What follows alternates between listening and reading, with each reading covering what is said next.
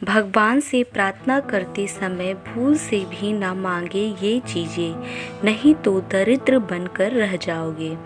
हिंदू धर्म में प्राचीन काल से ही लोग अलग अलग भगवान की कई विविध प्रकार से आराधना एवं पूजा करते आए हैं।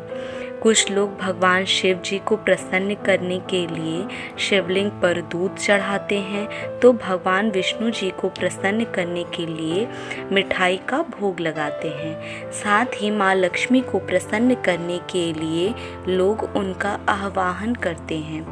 तो माँ सरस्वती की पूजा में विद्या के साधनों को रखकर अनुष्ठान करते हैं। ऐसी कई प्रकार की विविध पद्धतियों से प्रसन्न किया जाता है। शास्त्रों के अनुसार देवी देवताओं की कृपा प्राप्त करने के लिए उनकी पूजा आराधना रोज नियमित रूप से करनी चाहिए। इसे किसी कारणवश नहीं छोड़ना चाहिए, तभी विशेष कृपा प्राप्त की जा सकती है। अगर किसी स्थान पर आप नियमित पूजा करते हैं तो उस स्थान पर एक प्रकार की सकारात्मक ऊर्जा का निर्माण होता है। उस स्थान पर जाने पर व्यक्ति का मन सदैव प्रसन्न रहता है और व्यक्ति की पूजा सफल होती है। परंतु दोस्तों, शास्त्रों प्रार्थना करने के दौरान कुछ कार्यों को वर्जित माना गया है। अगर भगवान की प्रार्थना करते समय आपसे कोई गलतियां होती हैं तो इसके विपरीत परिणाम देखने को मिल सकते हैं। व्यक्ति की प्रार्थना भगवान द्वारा स्वीकार नहीं की जाती है।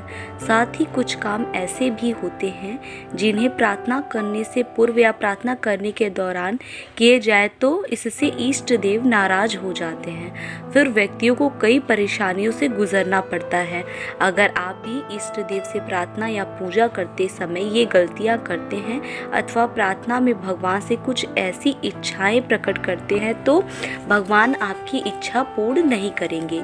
इसीलिए आप इस वीडियो को अंत तक ज़रूर देखें। आज की वीडियो में हम आपको कुछ ऐसी गलतियों के बारे में बताएंगे जो अक्सर लोग पूजा पाठ एवं भगवान की प्रार्थना के दौरान करते हैं और नष्ट हो जाते हैं। तो चलिए दोस्तों, जान लेते हैं। लेकिन इससे पहले यदि आपने हमारे चैनल को सब्सक्राइब नहीं किया है तो हमारे चैनल को सब्सक्राइब कर लें। पहली बात है, दूसरा बुरा हो जाए। अगर आप ईश्वर से प्रार्थना करते समय या पूजा करते समय ईश्वर से यह इच्छा मांगते हैं कि दूसरों के साथ बुरा हो जाए अथवा किसी का विनाश हो जाए तो ईश्वर आपकी प्रार्थना को कभी स्वीकार नहीं करेंगे। इससे आपके कपटी और दुष्ट स्वभाव का दर्शन होता है। भगवान ऐसी व्यक्ति पर कभी कृपा नहीं करते जो दूसरों का बुरा होने के बारे में सोचता हो। अतः ऐसा बिल्कुल भी ना करें। ईश्वर से सभी प्राणियों के मंगल की ही कामना करनी चाहिए। इससे आपके निष्पाप निर्मल मन का दर्शन होता है और ईश्वर जल्दी प्रसन्न हो जाते हैं।